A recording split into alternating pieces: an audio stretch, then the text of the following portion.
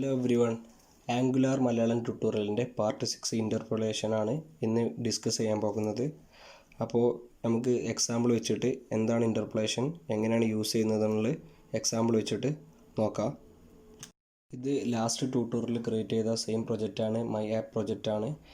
ഇവിടെ നമ്മൾ പുതിയൊരു കമ്പോണൻറ്റ് ക്രിയേറ്റ് ചെയ്തിരുന്നു. ഹോം കമ്പോണൻറ്റ് എന്നൊരു കമ്പോണൻറ്റ് ക്രിയേറ്റ് ചെയ്തിരുന്നു.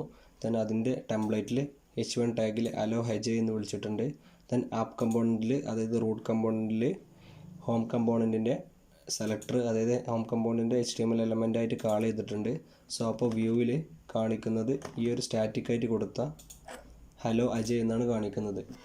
സപ്പോസ് നമ്മളൊരു പ്രൊജക്റ്റ് ക്രിയേറ്റ് ചെയ്യണം. ആ പ്രൊജക്റ്റിൽ നമുക്ക് യൂസർ ബേസ് ലോഗിൻ വരുന്ന ഒരു കേസ് മനസ്സിൽ കരുതുക. അപ്പോൾ ഈ അജയ് എന്നുള്ള പേര് നമുക്ക് ഏതാണ് യൂസർ, ആ യൂസർ ലോഗ് ചെയ്യുന്ന ആളെ പേരാണ് കാണിക്കേണ്ടതെന്നൊരു കേസ് വരുമ്പോൾ നമുക്ക് സ്റ്റാറ്റിക്കായിട്ട് നെയിം ബൈൻഡ് ചെയ്യാൻ പറ്റില്ല. അപ്പോൾ നമുക്ക് ഡൈനാമിക്കായിട്ട് നെയിം ബൈൻഡ് ചെയ്യേണ്ട ഒരു കേസ് വരും. അപ്പോൾ ആ കേസുകളിൽ എങ്ങനെയാണ് ബൈൻഡ് ചെയ്യുക എന്നുള്ളതാണ് ഇവിടെ കാണിക്കാൻ പോകുന്നത്, നമ്മൾ ചെയ്യാൻ പോകുന്നത്. ഓക്കെ,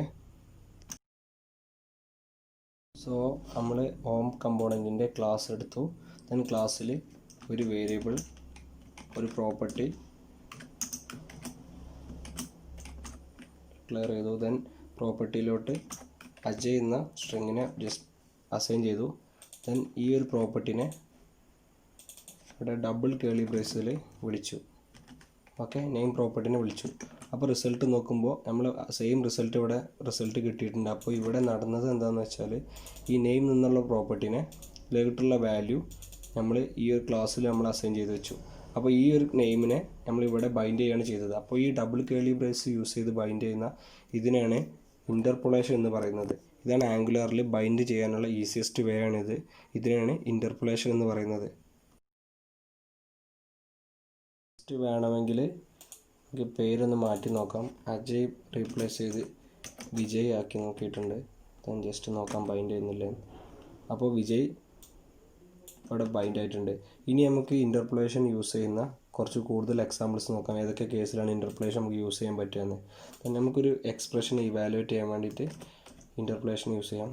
h2 ടാഗിൽ എക്സാമ്പിൾ ഒരു അരിത്തമെറ്റിക് ഓപ്പറേഷൻ കൊടുക്കുന്നുണ്ട്, 3+5.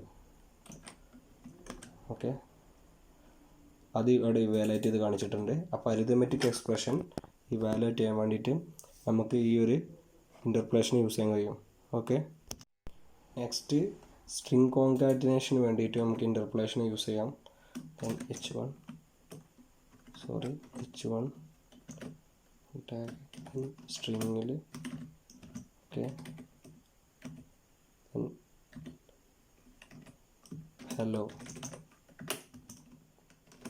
പ്ലസ് ഇവിടെ ഓൾറെഡി കൊടുത്തിട്ടുള്ള പ്രോപ്പർട്ടിൻ്റെ നെയിം ഇവിടെ കൊടുത്തു. ദെൻ എന്താണ് ഡിസ്പ്ലേ എന്ന് നോക്കാം.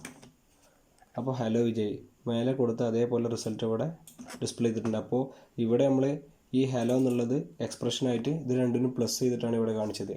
അപ്പോൾ ഈ ഹലോ എന്നുള്ള സ്റ്റാറ്റിക് ആയിട്ടുള്ള വേർഡ് നമ്മൾ സ്ട്രിംഗ് കോൺകാറ്റിനേറ്റ് ചെയ്തിട്ട് ഹലോ പ്ലസ് നെയിം എന്നുള്ളതും നമ്മൾ ഇൻ്റർപോളേഷൻ ടാഗിൻ്റെ ഉള്ളിൽ വെച്ചിട്ട് ഡിസ്പ്ലേ ചെയ്തു.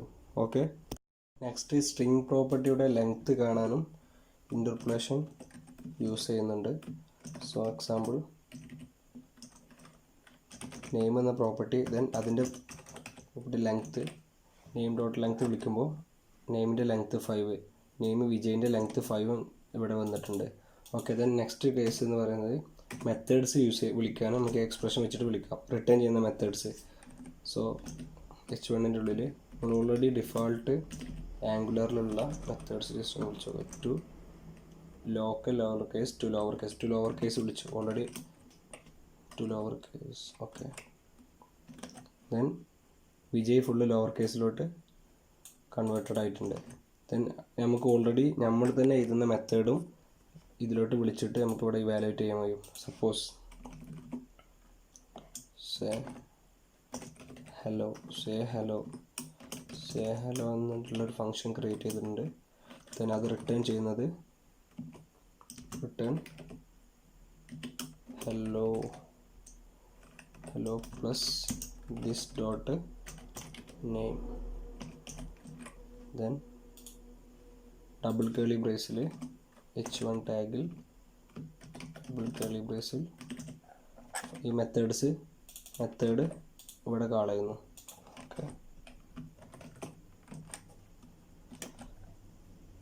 ഓക്കെ അപ്പോൾ ജസ്റ്റ് ഈ ഗ്രീറ്റിംഗ് മെസ്സേജ് നമ്മൾ ഇവിടെ ഈ ഒരു H1 ടാഗിൽ നമ്മളിവിടെ ഇൻ്റർപോളേഷൻ വെച്ചിട്ട് യൂസ് ചെയ്ത് ബൈൻഡ് ചെയ്തു. അപ്പോൾ ഈ സേ ഹലോ എന്നുള്ള എക്സ്പ്രഷനെ ഇവാലുവേറ്റ് ചെയ്തു. സേ ഹലോ എന്നുള്ളൊരു മെത്തേഡാണ്. ആ മെത്തേഡ് കാളായി. ദെൻ ഈ hello plus this dot name അവിടെ റിട്ടേൺ ചെയ്തു. അപ്പോൾ ഇതാണ് ഇൻ്റർപോളേഷൻ എന്ന് പറയുന്നത്. ഇൻ്റർപോളേഷൻ എന്ന് പറഞ്ഞാൽ ഡാറ്റിനെ ബൈൻഡ് ചെയ്യാനുള്ള ഈസിയസ്റ്റ് വേ ആണ്. സോ അതിന് കുറച്ച് എക്സാമ്പിളും കൊടുത്തിട്ട് നമ്മളിപ്പോൾ നോക്കിയിട്ടുണ്ട്. അപ്പോൾ എന്തെങ്കിലും ഡൗട്ട് ഉണ്ടെങ്കിൽ താഴെ കമൻ്റ് ഇടുക, റീപ്ലൈ തരും. Then that's all.